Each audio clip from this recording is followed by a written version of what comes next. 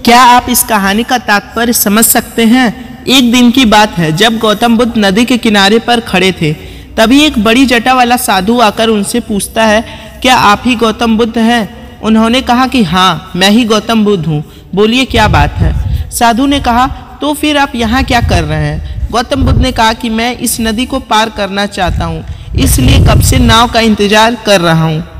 गौतम बुद्ध की यह बात सुनकर वह साधु गुस्से में कहने लगा कि क्या आप इतने बड़े हैं और आपको सारा संसार जानता है और आप एक नदी को पार नहीं कर सकते? आप यहीं रुके, मैं आपको ये नदी पार करके दिखाता हूँ।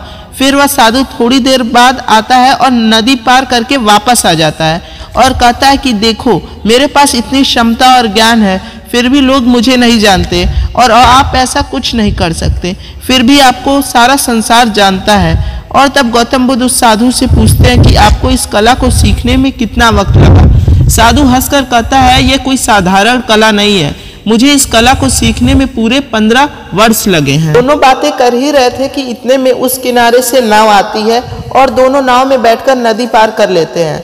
फिर गौतम बुद्ध नाव वाले को 1 रुपया देते हैं और उस घमंडी साधु को कहते हैं कि आपने इतने साल व्यर्थ गए, जिस काम को आप 1 रुपये में कर सकते थे, उस काम के लिए आपने 15 साल बर्बाद किए।